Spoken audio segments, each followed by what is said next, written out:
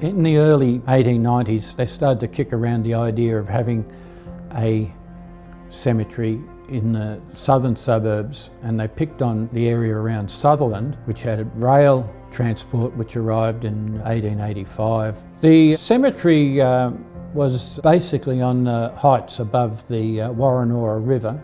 Prior to the Woronora Cemetery being gazetted on the 2nd of April 1895, a young lady by the name of Helen Willows, who had suffered from tuberculosis, passed away, and because it was a contagious disease at the time, they required her to be buried as quickly as possible. So the poor lass, she was buried on the 1st of April 1895, the day before the cemetery was gazetted.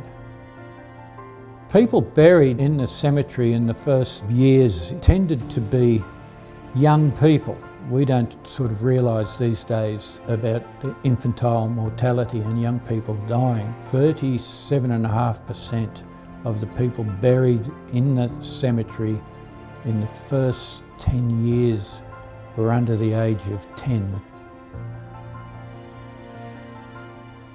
Gravediggers had more than a duty of just digging graves. The other things they had to do was keep the bush down, and also at times the bush from down at the river would catch fire and come roaring up the hill and come up into the cemetery. Often they had to fight to save the superintendent's accommodation.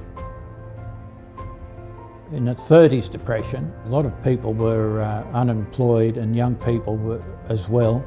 Were looking at trying to make a little bit of money, and they would pick wildflowers from the national park and then try to sell them to people coming into the cemetery from the railway station, and even accosting people in cars. They would become quite aggressive in their selling techniques. Eventually the council had to ban them, and you could only buy flowers from the existing shops after that, because they made so much of a pest of themselves.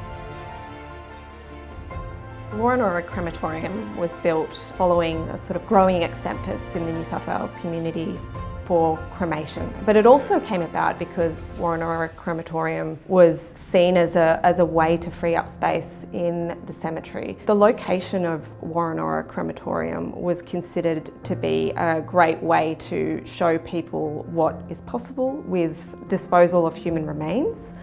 And the trustees felt it would, over time, get people on board.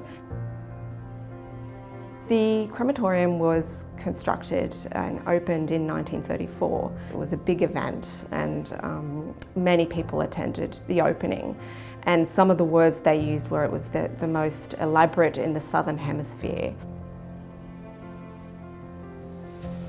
Woronora Crematorium is among the earliest crematoria constructed in New South Wales. It's part of a group, and it was designed by the Louis Leighton Robertson, who designed many other crematoria for New South Wales. The distinct architectural value of Woronora Crematorium is its Art Deco style. There's a quality of reverence, I think, in the design. That simplicity, the geometry, it was considered very appropriate for cremation.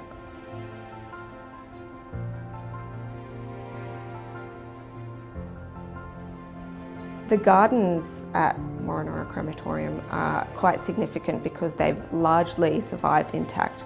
They were designed with a stained glass window effect to sort of radiate from the crematorium, and they were mostly planted with roses. And so those rose gardens were award-winning and exist today.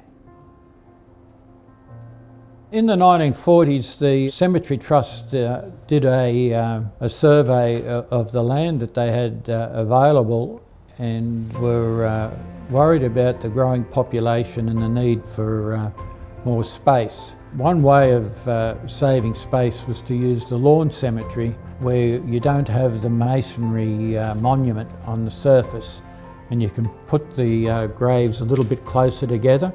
And the idea that they could then have an above ground grave became a possibility, where they put a concrete slab down and you could put the grave above it, which made it a lot easier. And then later on they brought in the idea of having a crypt where you could put your whole family.